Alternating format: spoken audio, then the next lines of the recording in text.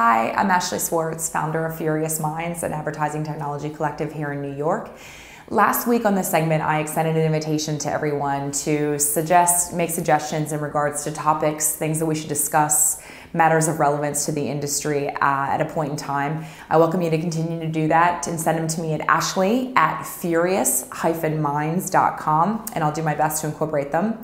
This week, I was fortunate enough to receive an email from John Hayes, the president of engineering.com, and he posed a great inquiry as to specifically B2B online video advertising and the fact that it is a sort of unrecognized or untapped medium for B2B marketers and the unique challenges that they have in this space, specifically of digital advertising. So I thought we'd talk about that a little bit this week.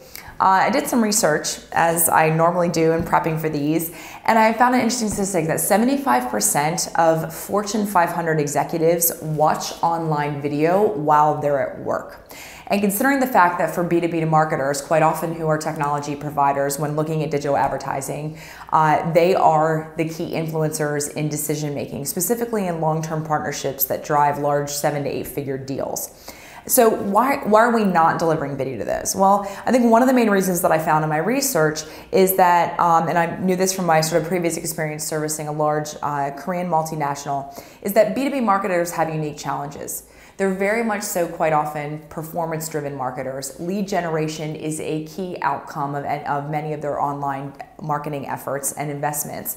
And when we talk about online video, quite often that's a soft medium, right? It's about engagement with a brand. It's about soft measurements for a brand, not necessarily about lead generation or targeting, retargeting. Performance-driven, rigorous campaigns are not really part of the paradigm of online video quite often. So what are B2B marketers spending today in online video, and what are they currently doing?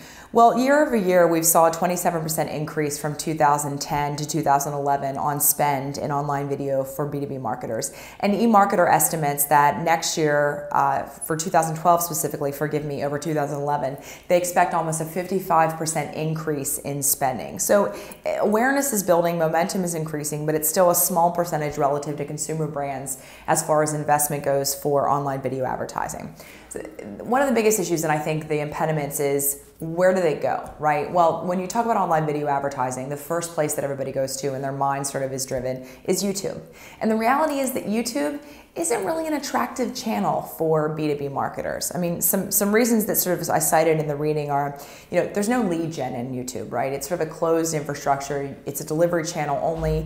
There's conversational units around the actual videos themselves, but there's really no way to capture leads and drive it back, right? The second thing is that it's often locked out by large companies. So large technology companies that have very secure firewalls typically do not allow sort of exhaustive web surfing, and YouTube specifically is a domain that is blocked within their firewalls. So it means a lot of the key stakeholders that you want to reach and prospective clients and decision makers, you can't get to them anyway during the workday, which is when they'd be doing research about procurement.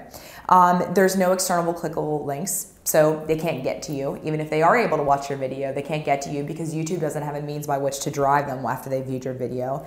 And offering the performance of YouTube is subpar, specifically if you're a technology company with a brand value proposition that is about quality and innovation. It's gonna be really tough if you deliver your premium produced video and it buffers and you actually sit there and wait in vain to actually view the video. And there's no support. So if in fact the video is difficult, it doesn't perform, there's nobody you can call at the end of the day. So what I thought a great way to sort of approach this was to go and look at a couple big B2B brands. And I chose GE, IBM, and Intel, both who I think have been innovators in B2B marketing, both in how they've turned their brands around or how they've positioned their brands in a unique way in the space. So I sort of looked at GE first and foremost, right? I found a really interesting case study about the GE show, which they delivered paid and shared media via BuzzFeed. And they found an incredible lift, specifically that 138% higher perception of their brand when a video was viewed via a shared medium versus a paid medium. And they're seeing that an 83% more likely positive perception, specifically of them as a creative or innovative brand when a video is viewed versus a shared medium over paid. So what does this tell me? It tells me that social media is an untapped resource for B2B marketers that they could leverage to actually distribute their online video much more effectively. IBM and Intel were interesting as well. They both, on their websites, they had a massive amount of video. They're producing high quality video to deliver their brand message. But one of the things I noticed that if you look at mobile optimization, specifically responsive web designs for tablets and mobile, it's not a place that they've actually invested. And that's where I suspect that a lot of their target stakeholders or consumers or decision makers are actually viewing their video in transit while they're on an airplane or waiting in an airport, and that's an untapped opportunity. So in looking at sort of everything that's going on, I just felt like a really great place to bring it to close was, so what do B2B marketers need to think about, which may or may not be different from consumer brands? I think one big thing is that this whole idea of virality doesn't really apply to B2B marketers as it sort of does for consumer brands. So a big rule is don't skip. The other thing is that social isn't necessarily as top of mind for B2B as it is for consumer brands, because they're not looking at building brand advocacy and looking at their consumers to necessarily be voices of their brand in the social sphere. But it is a powerful tool. So maybe it's partnering with social video distribution ad networks like Unruly, or maybe it's actually just becoming, creating more of a voice like Beth Comstock has created in Twitter and other social channels, so that you actually have presence. And social is a place in which your brand is present and plays. Stick to 60 seconds or less. Where your consumers are in the purchase funnel for B2B marketers is probably more important than consumer, because the consumer purchase funnel sort of has morphed into something that is fluid and nonlinear. And I think that's slightly different in much larger scale purchase decision-making processes. So look at marketing automation. Your performance-driven marketers, perhaps there's a way to actually refine and sort of engineer your online video campaigns and investments so that you're getting the greatest ROI from them. Data doesn't replace good content. That's first and foremost. Look at online video platforms as a delivery channel. The reality is that quality is paramount to delivering and fulfilling a brand proposition of innovation and creative. So you should be using distributors and partners that are going to actually deliver your content in the same way. Make your customers the stars. That's pretty easy and straightforward. The GE story has done a great job of that, as well as your employees. Invest in production and practice. If you're technologists, probably acting is not your core competence. If it's not hiring someone, then making sure your brand voices, whether it's your employees or your leadership or your C-suite, has an opportunity to actually refine the message and deliver it with precision.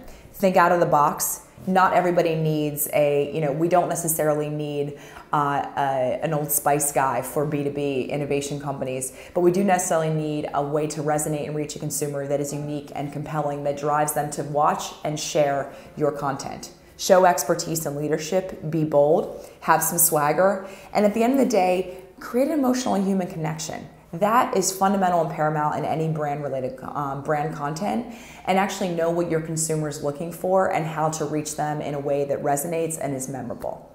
Thanks for tuning in. This is our first sort of segment that is responsive to the audience, so would love to hear your feedback and comments, and feel free to send on some more suggestions. Ashley at furious-minds.com, and I look forward to seeing you next week. Thanks.